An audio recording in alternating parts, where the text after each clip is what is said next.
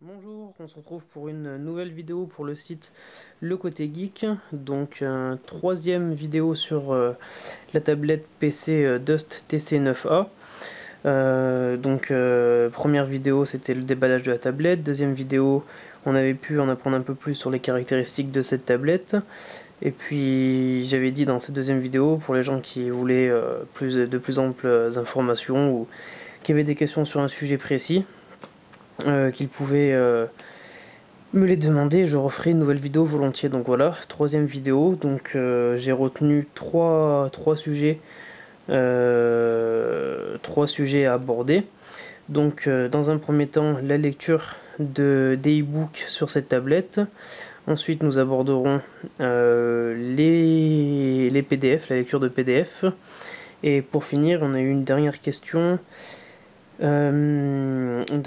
sur le site internet donc concernant le navigateur Opera Mobile qui est ici.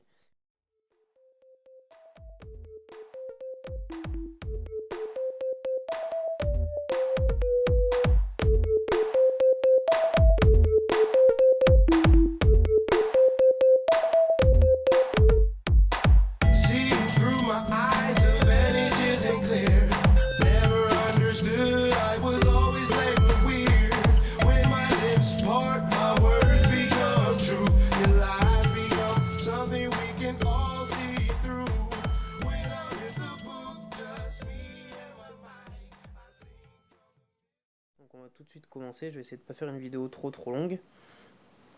Donc pour la lecture de PDF, donc là je vais par exemple aller sur Firefox, comme ça vous permettra de voir les différents moteurs de recherche.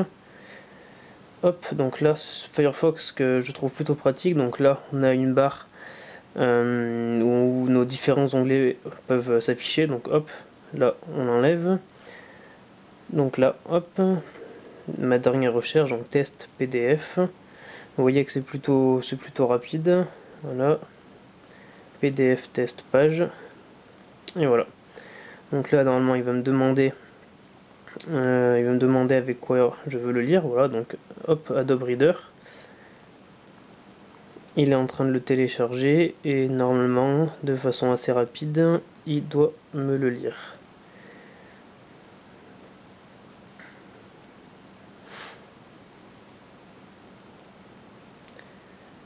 Voilà, bon, petit temps de chargement, mais ça reste quand même tout à fait correct, hein. Donc voilà, je vais essayer d'ouvrir un autre quand même. Hop, petit chargement, Adobe Reader.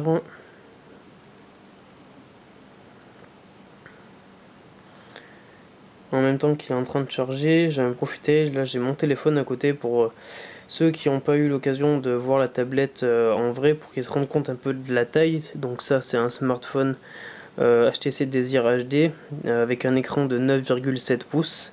Pour info, il est un petit peu plus grand que l'iPhone 4S. Et voilà la taille par rapport à la tablette. Voilà, pour info.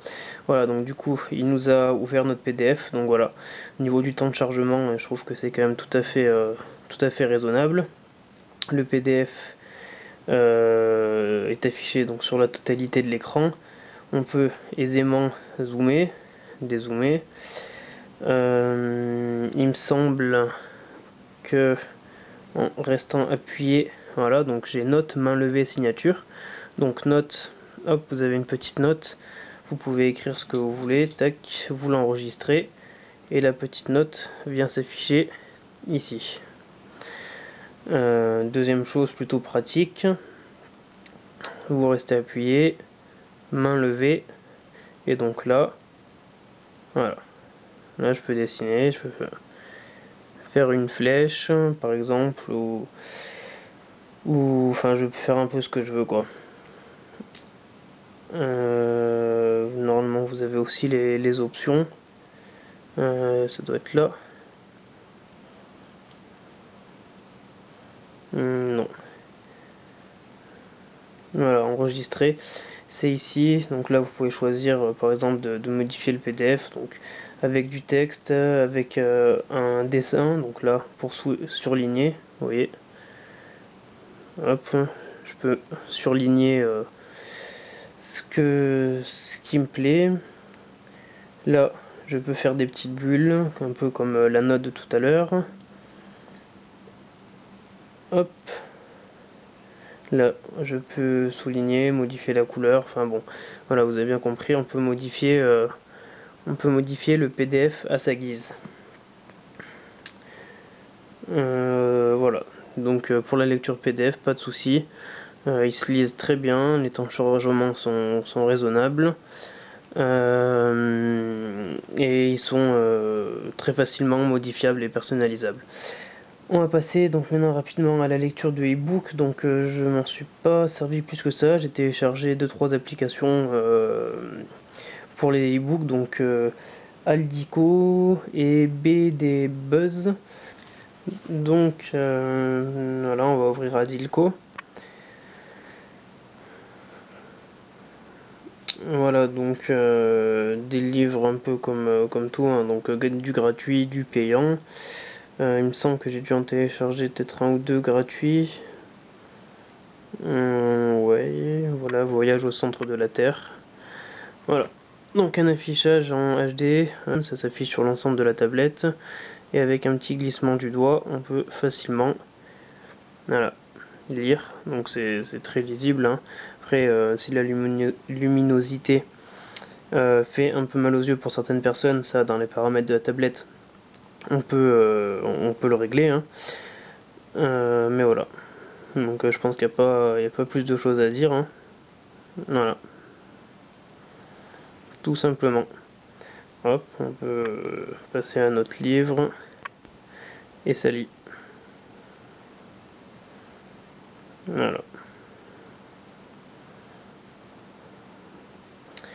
Voilà, donc j'avais signalé dans la deuxième vidéo que cette tablette était très bien pour la lecture de vidéos, de films.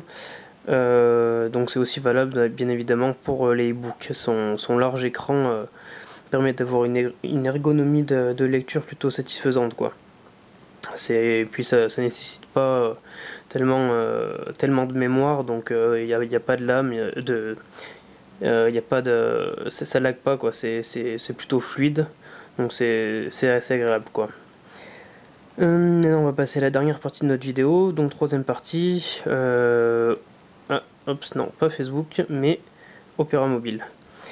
Voilà, donc il est vrai, j'ai eu un commentaire sur YouTube pour me dire, par rapport à ma deuxième vidéo, c'est pas le navigateur qui bug, c'est pas la tablette qui bug, c'est le navigateur. En effet, après un mois d'utilisation, un mois ou presque, il s'est avéré que le navigateur par défaut, qui est ici,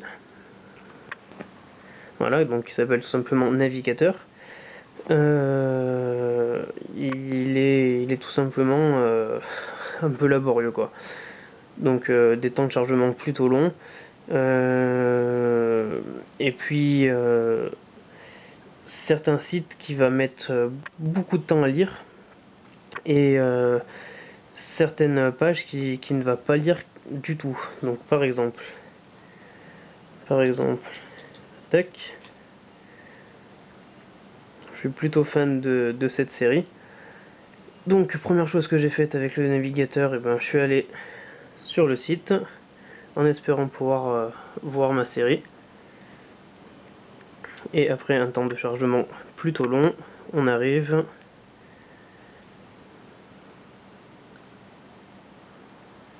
voilà, donc exemple avec ce site très long à charger.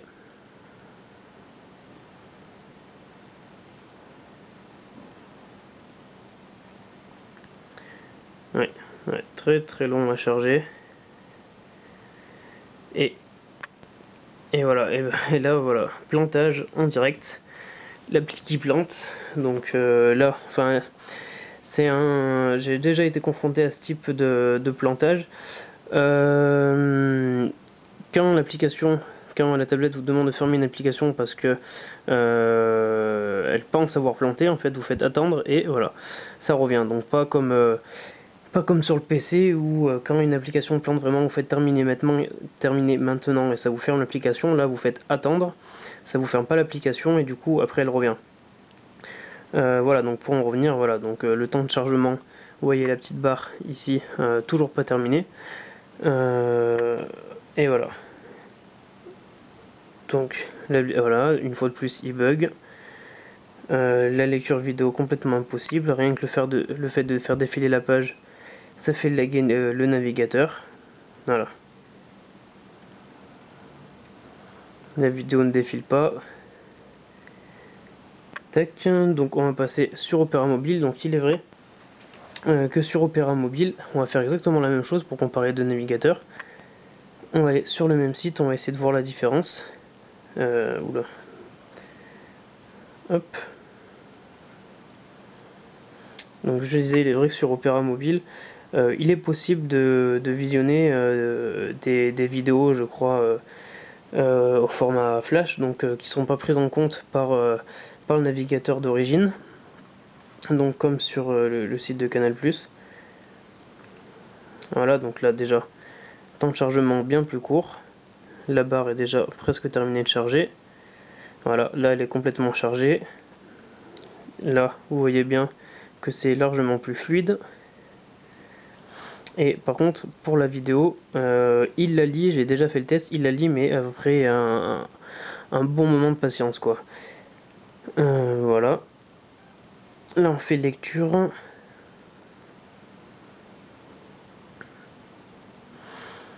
Voilà, ça charge. Donc on va dire que comparé au navigateur d'origine, la lecture est possible, mais lecture possible ne veut pas dire lecture agréable, quoi. Donc voilà. Ça va faire presque une petite minute qu'on est sur le site. La vidéo est toujours pas lancée. Deuxième petit chargement.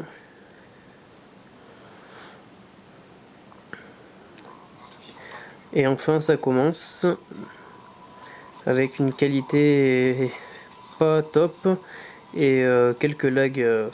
Voilà, ça c'est pas fluide du tout, quoi. Enfin c'est pas agréable. Mais Opera mérite de lire la vidéo, contrairement au navigateur par défaut qui plante dès qu'on touche à la vidéo. Pour finir, on va essayer avec Firefox. Tac.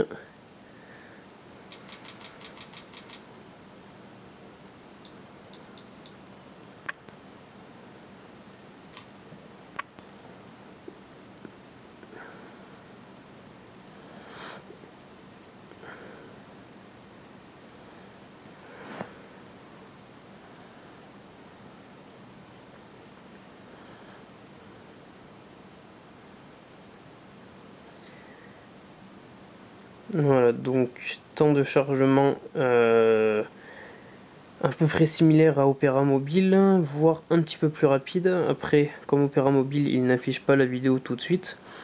Voilà, il charge un petit peu. D'ailleurs, j'ai profité du temps de chargement. Ah, et bien, un plugin est nécessaire pour afficher le contenu. Donc voilà, bon, il faut télécharger un plugin. Je vais pas le faire maintenant parce que ça prendra un peu de temps, mais on va dire que Firefox et Opera Mobile sont à peu près similaires. Après, il y a vraiment juste l'interface qui va changer. Donc là, tac, vous avez le haut d'Opera, donc Signet historique, votre page de démarrage ici, donc avec vos pages favorites, Firefox, donc la page centrale, et en venant donc appuyer juste sur l'angle inférieur supérieur gauche, vous avez vos onglets, vous passez facilement d'un onglet à l'autre, donc très pratique. Voilà, sinon les deux se valent à peu près, quoi. Il y a vraiment juste là ce navigateur par défaut qui est complètement, enfin totalement incompétent et inutilisable.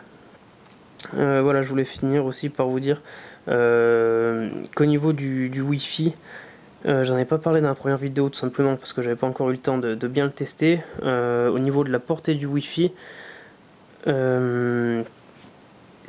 ça laisse un petit peu à désirer, quoi. Comparé à par exemple mon téléphone qui sans problème va se connecter à ma Livebox, sans problème à ma Livebox, alors qu'elle est à quoi, une quinzaine de mètres. Vous pouvez voir que sur la tablette je suis à 2 sur 3. Donc pour certaines opérations ça rame un petit peu, quoi. C'est-à-dire que si vous avez une grande maison avec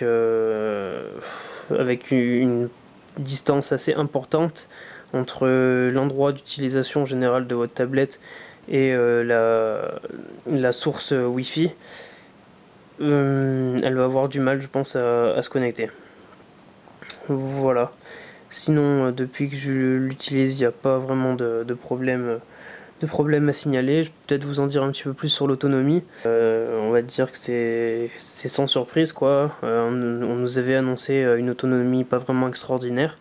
Effectivement, on peut pas durer des heures et des heures, surtout quand la tablette est connectée en Wi-Fi. Alors là, vous pouvez presque voir la barre de batterie descendre à vue d'œil, quoi. Enfin, c'est voilà. Si vous regardez un film en HD et que la tablette est connectée en Wi-Fi, donc plutôt une vidéo sur YouTube, vous en regardez, ouais, ça vaut quoi, 2 heures, 3 heures, puis il faut recharger la tablette, quoi. Donc voilà. Après, il n'y a pas vraiment d'autres problèmes. Donc j'espère avoir répondu à vos questions. Si vous en avez d'autres, ben, vous savez ce qu'il vous reste à faire. Vous avez le Twitter, le Facebook et le site Le Côté Geek. Donc 3 moyens de communication pour faire partager vos avis, vos réactions, vos remarques et vos demandes. Vous avez aussi la chaîne YouTube, j'ai oublié. Donc voilà, si vous avez une autre question, et ben, un petit commentaire sur la chaîne YouTube ou sur le site ou n'importe où vous voulez. Puis voilà, donc je vous dis ben, à la prochaine fois pour une prochaine vidéo. Voilà, salut.